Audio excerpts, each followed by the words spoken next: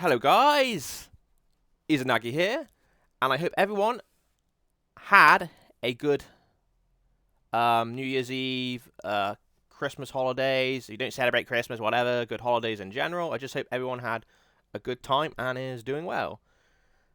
This is the first video of the new year, and I cannot wait. It's going to involve some more yummy, delicious geopolitics. Yay, yay, yay. Okay, so today is the 5th of January. This happened, I think yesterday. The Venezuela situation. So, the dictator of Venezuela, I mean, there's some people who would say he's not a dictator, there's some people who love him. But regardless, we're going to go with the narrative that he is a dictator. From all the research I've done, it seems like that pretty much he seems pretty much to be an asshole, evil dictator. So I'm going to go with that. He essentially... America performed a illegal operation because it wasn't approved by Congress at all, where they essentially went into another foreign country and they kidnapped a foreign leader, and now he is in police custody within the US, and I believe today he is going to get judged by a US court, which, I mean, it obviously, we all know, everyone knows it, it's a kangaroo court trial, right? It's like, yeah, this guy's gonna get fucked regardless. Like, there is no lawyer in the United States that's going to win his case because it's rigged. Regardless, so you have a mixture of opinions. So you've got people on the right who are like, oh yeah, look at this is amazing, we got that guy real good, and they're celebrating and they're pointing to some videos online with, you got Venezuelan people celebrating, and rightfully so.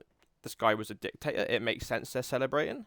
I get it, duh. However, the caveat is this. There is a lot of people who are very, very ignorant, naive, short-sighted, to the point of being fucking lobotomized. Guys.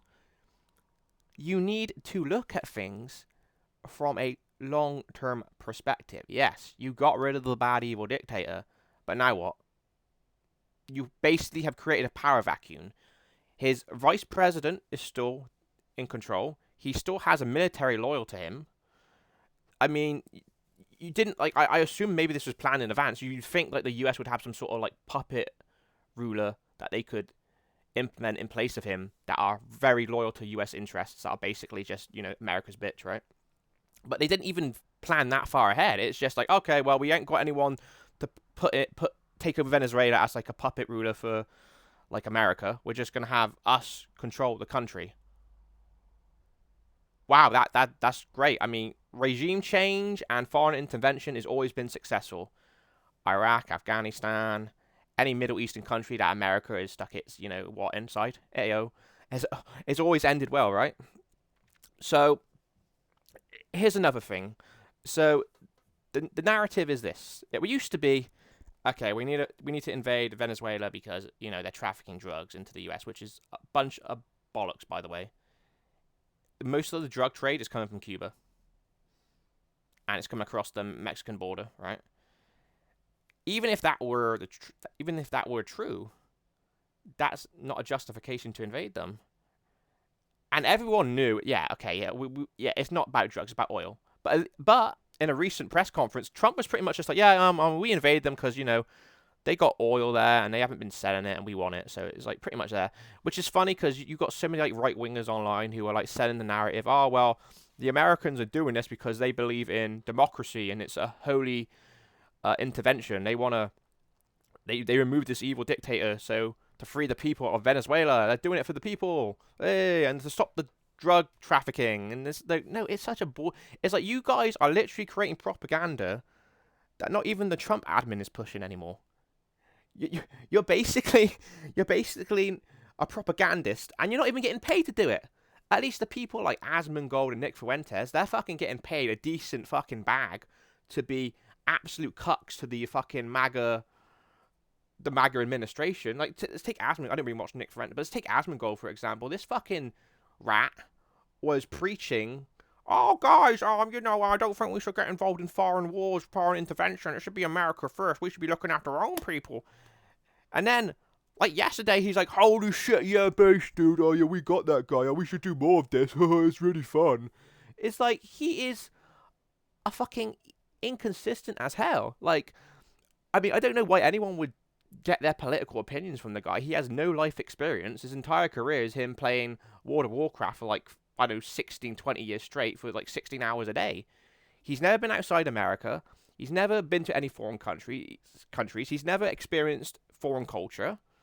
He has no real life experiences. Contrast that with Hassan, a very controversial figure. Now, I know a lot of people hate the guy, be it because of his personality or his politics, but at least one thing you can give him, he actually goes outside, he interacts, he engages with people, like normal people on the street, politicians, he goes to these political venues, he's traveling, etc., etc. Like, and he actually studies what he commentates. Like, who are you going to take your advice from? Like, a guy who plays World of Warcraft, like, 16 hours a day, 20 hours, or Hassan? Like, you know, I mean, I'm not saying, like, he's right on everything. And there's certainly things Hassan's done that I greatly disagree with, but I'm just trying to tell you.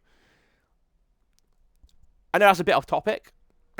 So, back onto the main topic. I just find it annoying how all these, like, right-wing content creators who were, like, always right-wing, quote-unquote, content creators. I mean, you can make content out of anything these days, right? How they were, like, all about, you know, America first, isolationism, and not getting involved in foreign wars, and now they are basically championing the Trump admin. So, this is one of those issues where time will tell. I do not have a lot of faith that the living standards and the living conditions of the average Venezuelan person will improve whatsoever. If anything, the best case scenario is things will just remain the same. The worst case scenario is that now they're under the boot of American imperialism and their living standards get even worse. Despite having like huge natural resources and access to oil, none of the people are going to see, and all the American wannabe like kind of armchair war hawks who are celebrating, yeah, yeehaw, we're going to be rich. Like, bro, little bro, all the oil that the American government extracts from Venezuela, that isn't going to trickle down to you. You are not going to see any of that. Maybe, just maybe, oh, your oil and petrol might be like a few cents cheaper, maybe if you're really lucky. But these people are acting like it's trickled down economics. No, the only thing that's trickled down. The only thing that's getting trickled down is Trump when he pulls down his pants and he pulls out a little fucking that orange wiener and he pisses on you. That's the only thing that's trickling down. So, just so many idiots who think they are political analysts having stupid opinions. Now, I'm not exactly a political expert myself, but like at least I try to research things, right? So, rambling aside, I just woke up. I would just want to get this off my chest. It was on my mind, and I want to do a video real quick. So that's pretty much it. I will be keeping an eye on the coming days. I'll see the situation. Also, this isn't just a Venezuela thing. The Trump admin has also not been shy about its gaze upon Cuba, Mexico, and even Greenland, which, in case you didn't know, is a territory that is owned by the Kingdom of Denmark that happens to be an EU ally. And invading Greenland is essentially an act of war upon NATO. So, and Trump hasn't been shy about that. He's like, oh, well, we want it. Why? National security. But it belongs to Denmark. Oh, yeah, well, who cares? They came here 300 years ago on boats, and they don't even have any, like, security there. So, why can't we just take it? It's like, brother, this is like a little kid who's like a bully. Who's like, oh, you see that little kid over there? He's weaker than me, and I want to take his toy teddy bear or something. He is supposed to be the leader of the free world. We have a demented madman running an asylum, and the funny thing is, the opposition in America, the fucking cucked Democrats, don't even do anything. It's like you have one job: to oppose the opposing political faction you're against. But it seems like the majority of Democrats in America are like, oh yeah, it was a bad thing he did this. He should have really asked us first. But, you know, I mean, Maduro was a dictator, so I guess the ends justify the means. Well, that's cool. So when China applies that same logic to Taiwan, or Russia applies that same logic to Ukraine and kidnaps their world leaders and takes them back to their own countries and puts them up for a kangaroo court, I'm sure that would be good, because, you know, might makes right and everything, right? I know it's always been that way, but at least before we used to pretend there were rules and like, you know, good conduct and decency when it came to these sort of like military engagements. Now it's just like a shit show.